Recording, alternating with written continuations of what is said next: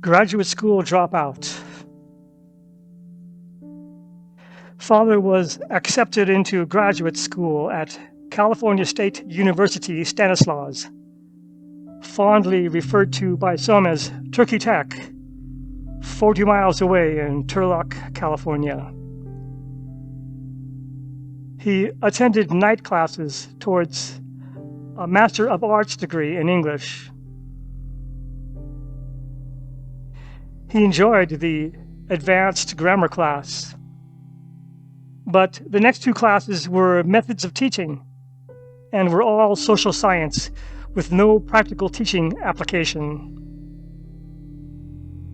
He was the only school teacher in the methods classes and the only man. One methods instructor mulled over his direct instruction of basic skills arguments after class, conferred with colleagues, then singled him out for rebuttal at the start of the next class. This happened many times. A vocabulary of social science terms had to be memorized. Students' comments and papers had to stay within the parameters of this vocabulary. It was a fine way of controlling discussion and thought. He was a partial cause of the onslaught of structuralism and the control of words in the classroom. This virtuous control of words discounted his and other ideas that were outside the, quote, science, unquote, of educational studies.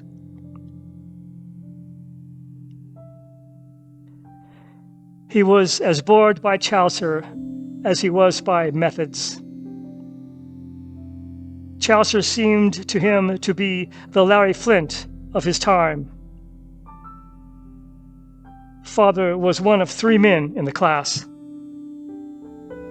A gravel-voiced old instructor who could speak Old English, a beta male who rarely spoke but could pronounce Old English, and Father.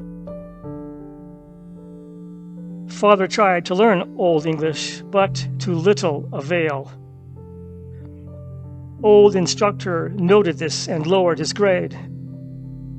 Father was the only one in the class with a B rather than an A. The other 12 students were women.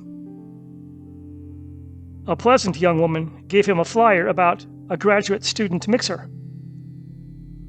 This young woman was a graduate student specializing in sexism in the Bible. One night, old instructor asked him to set up a television and tape player. After class, old instructor informed him that there was no tenure track for him. Father's academic acuity and immutable characteristics disqualified him from becoming an instructor at this university. Though this added to Father's boredom and frustration with graduate school, he enjoyed the salary boost as he completed classes and moved up the pay scale.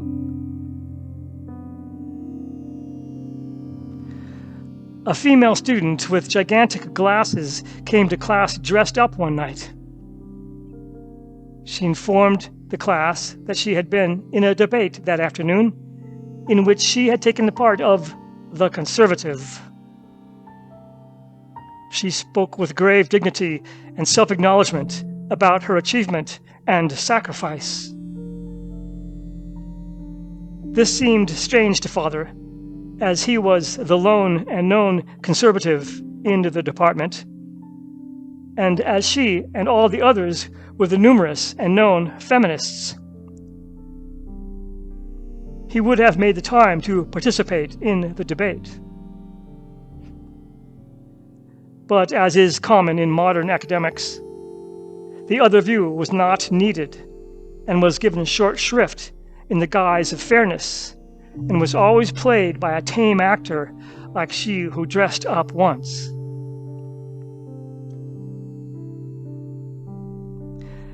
Sexism in the Bible gave a report on the miller's tale. The female's old in structure, and the beta male waited with bated breath as she approached Absalom's bottom-kissing crescendo. They were on the edge of their seats. Father felt like a snooze. When the kiss came, all but he burst into laughter and slapped their thighs. To participate, Father asked an obvious question of sexism in the Bible. Does this story have anything to do with Absalom in the Bible? There is ridicule, she said, but nothing like when Absalom raped his sister. He knew she made a mistake, but he did not foresee his own. Absalom did not rape his sister, he said. Sexism in the Bible turned red. The others stiffened and glared at him. How dare he challenge the expert? But he sent her down there, she said, and waved her arms. But Absalom did not. Off the subject, interrupted a gravel-voiced old instructor. The white knight rescued the damsel. Read aloud, he said to Father. From then on, the class was misery for Father, until he was rescued by an unlikely source, dressed up once. Before class one night, sexism in the Bible and dressed up once made small talk within his earshot. They attempted to lower the tension his presence caused in the room. Dressed up once giggled. Yes, the math requirement was tough, she said, referring to the undergraduate requirement.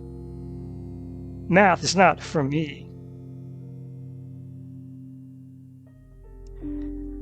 It dawned on Father that he did not want to spend the next 30 years with people like these, or those in the junior high English department. He finished the class and withdrew from the MA program. He then completed enough undergraduate math classes to add math to his teaching credential and asked the principal to transfer him to the math department. It was the best professional decision he ever made.